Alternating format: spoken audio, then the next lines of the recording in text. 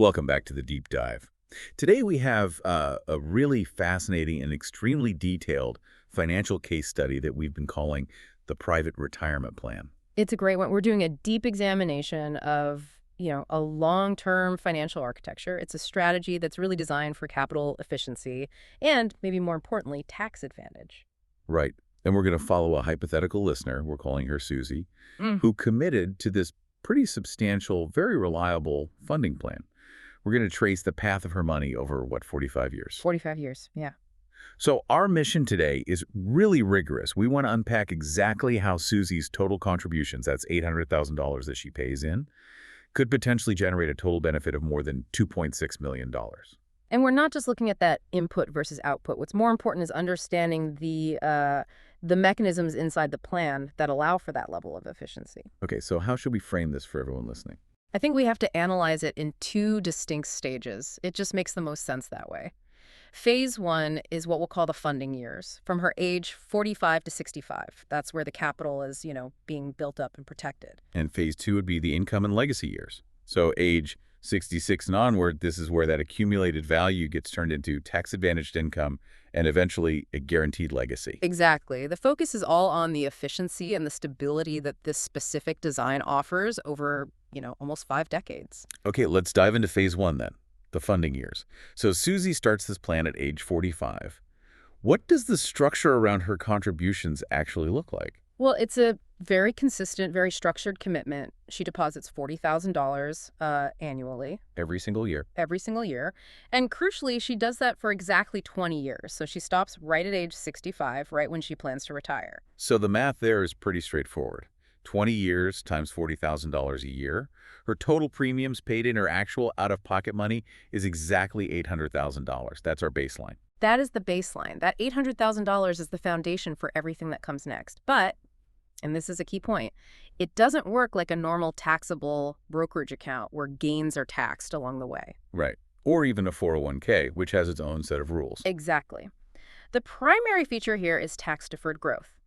The earnings are reinvested year after year without that annual tax drag slowing things down. Okay, and this is where I really have to press on the mechanics, because a lot of people will hear this and ask, how liquid is that money during those 20 years? The source says it grows and stays accessible. What does that mean in practice? That's a great question. It's a necessary clarification. It's accessible because the money is building up inside the policy as cash value. She can get to that capital Oh. through policy withdrawals or, more commonly, policy loans. The key thing here, the safety net, is that she hasn't just handed over control of her money. Which is a very sharp contrast to a 401k, right? Where Yeah. if you touch it before age 59 and a half, you're usually looking at some pretty heavy taxes and penalties. Heavy penalties, absolutely. So she has liquidity, but we do have to acknowledge the trade-off. Okay, what's the trade-off? To get that tax-deferred growth and the eventual tax-free access, there are internal policy charges, there are costs of insurance built into the structure during this accumulation phase. So we're not just looking at a pure S&P 500 growth rate here, are we? Absolutely not. And that's critical for you to understand. The projected growth, which is based on, some very specific assumptions about rates of return and the insurance company's dividend scale, it already accounts for those underlying costs. So when we see the number, that's a net number. It's a net number. When we see the growth from her $800,000 input to a final cash value of almost $1.3 million, that extra, $490,000 in growth, Uh-huh. that is net of all the policy charges. I see. So the structure is essentially trading potentially higher, but riskier gross returns for tax protection and guarantees. That's the perfect way to put it. Okay, so let's lock in that final number for phase one. By the time Susie hits age 65, the total $800,000 she put in has grown to a cash value of $1.29 million. Right. Nearly $1.3 million. And that, almost $500,000 in net, tax-deferred growth is the fuel for everything that happens next. Which brings us neatly to phase two, the income years. This is from age 66 onward. And this is, I think, where the rubber really meets the road. We're converting that accumulated $1.29 million into an income stream that lasts for decades. And this transition is designed to be automated and completely reliable. So at 66, she just flicks the switch and the drawdown phase begins. The whole goal of the plan now shifts to maximizing her income efficiency. And the income stream she gets is $78,601 per year. A fixed, dependable annual amount, and it's designed to last for her expected lifetime. But here's the real game changer, and the part we have to explain very carefully. The source describes this as annual tax-free income. It is. And this isn't magic, this is a legally structured flow of capital. Okay, we absolutely need to address the how.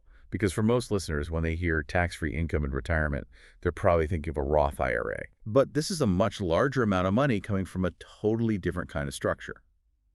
So how is she legally pulling almost $79,000 a year and not paying a dime of income tax on it? This is the core mechanical insight of these plans. The distributions are usually handled in two layers. First, she withdraws her initial contributions, her cost basis. Which was the $800,000 she paid in. Exactly. And those withdrawals are always considered a non-taxable return of your own capital. Makes sense. I can't be taxed on money I already paid taxes on before I put it in. You got it.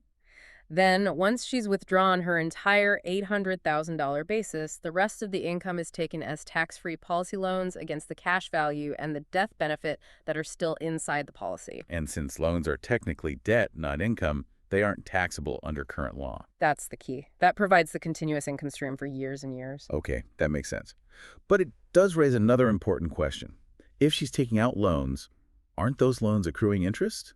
And what happens to the collateral? Yes, they absolutely are. Policy loans accrue interest, but that interest is typically charged against the policy's overall cash value, not paid out of pocket, as long as the policy stays in force. And that's the risk, isn't it? The policy lapsing. That is the risk. If the policy is over-leveraged, meaning the loan and the interest grow to be more than the cash value, it can lapse.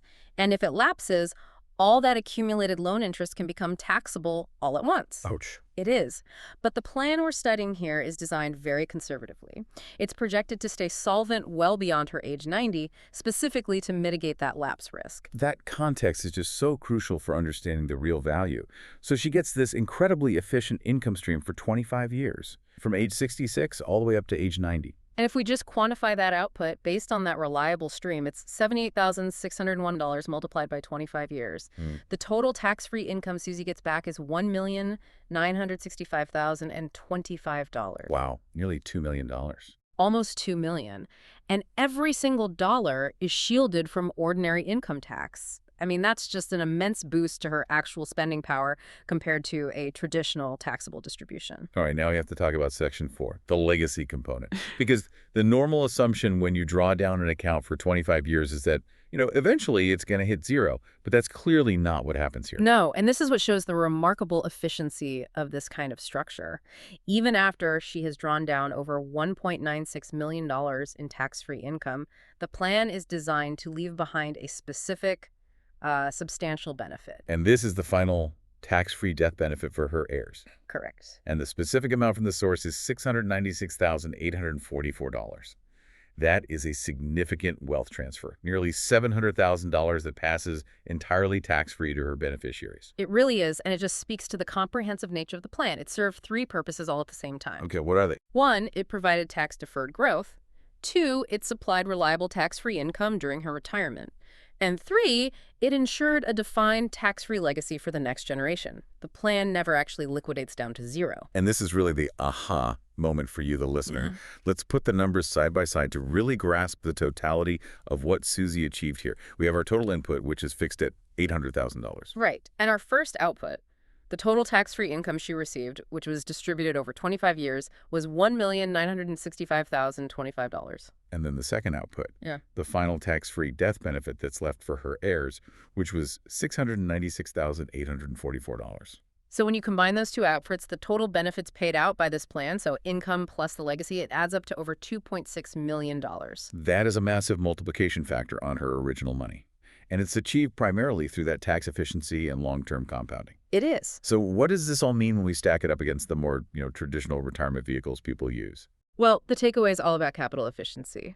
With a 401k or a traditional IRA, Susie would have paid ordinary income taxes on that entire $1.96 million in distributions. And in a regular brokerage account. With a taxable brokerage account, she would have paid capital gains tax on the growth and then probably income taxes on withdrawals of gains after that. By using this structure, she basically shifted the tax burden. How so? She moved it from the distribution phase, where it's most painful, to the contribution phase using after-tax dollars. And that allowed her capital to compound unhindered for 2 decades and then be distributed without that tax friction later on. It's just an incredibly successful financial story for Susie. $800,000 in, and it provides nearly $2 million in tax-free income, plus a nearly $700,000 tax-free legacy. It really demonstrates the power of using these kinds of specialized financial tools for long-term goals. And that leads us to the final, I think, necessary thought that we should leave you with. We focused a lot on that $78,601 annual income stream. Right. But because of its tax-free status, that annual income is just so incredibly powerful. Well, yeah. If that income had been subject to a typical effective tax rate in retirement, I don't know, say 25%, Susie would have needed to pull out well over $100,000 a year. Just to get the same net spending power. The same $78,601 in her pocket. Exactly. And this raises the essential question for your own planning. How much more capital would Susie have needed to accumulate? And by extension, how much more would she have needed to contribute over those 20 years just to get a taxable distribution of, say, $105,000 a year so she could end up with a net of $78,601? The difference would be enormous. The magnitude of that difference is the core definition of minimizing the friction of taxation in a successful long-term financial strategy. And it's something to think about as you evaluate just how hard your existing dollars are really working for you.